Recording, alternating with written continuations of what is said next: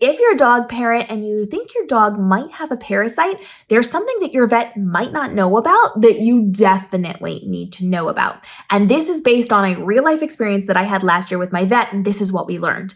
Now, I will not be showing you pictures of these things. You will have to look them up on your own, but I'll be putting the words on the screen so that you can go on Google to see if it's going to be similar. And then you can get this information to your vet when they are running their tests. So if you're seeing things in your dog's excrement, you need to take a sample to your vet. They need to look that up so they can give you the proper medication.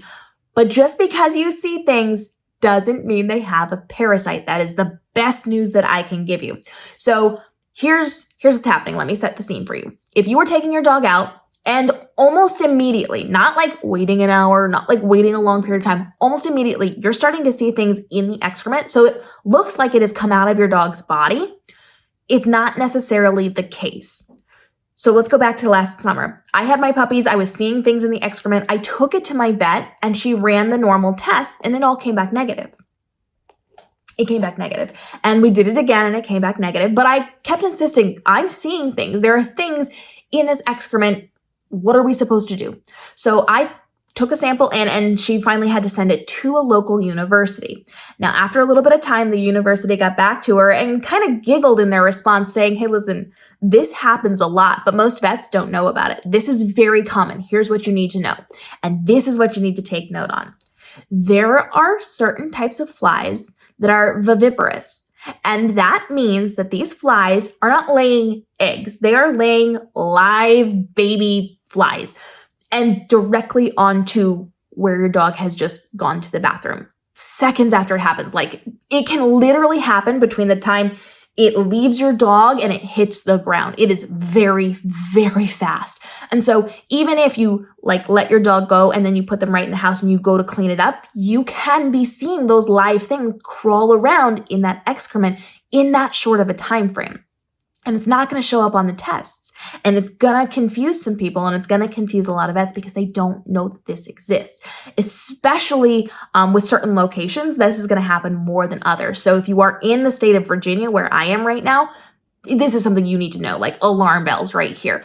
It's very, very common for this to happen. And if you're paying attention to it, if you're monitoring these things, that can really set off alarm bells for you as a dog parent. So right now, I'm going to put the two main types on the screen so that you can look those up. I'm not even going to try to say the words, but you can go Google these things. You can see pictures of the types of flies. Like if you Google those words, there are photos of the bugs attached to them. And I will say for sure, I saw those bugs in my yard near the stuff. So if you are seeing things, you should absolutely, without fail, take it to your vet to have them run tests. If it comes back negative for the normal internal parasites, now you're going to need to run some more tests to find out what it is. Don't just think that this is the magic solution to it. It might not be, but it is something you need to ask your vet about. You need to say, hey, listen, I have heard that these types of flies, so it's the type, and then there are two different types that my vet gave to me to look up. Is this something that it could be? And have them do some research on the babies and what it looks like and what that is, and maybe send that information to the local universities as well. But do not feel like you have to panic like I did. I lived in fear for like a good month and a half because there was some mix-ups at my vet's office and they didn't send the samples and stuff.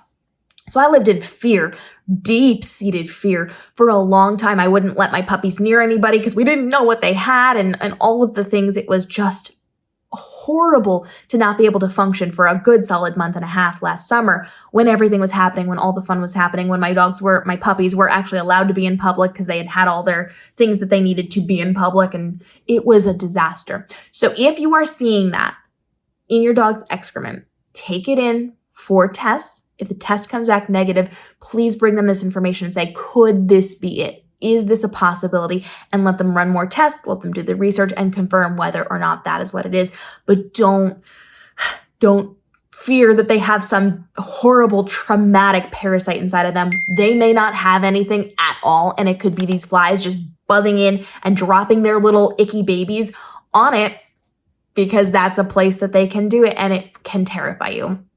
Drop your questions on this to your vet, because I can't answer those questions. I have no idea how any of this stuff works. I've just done my Google research and I've done what my vet has told me to do.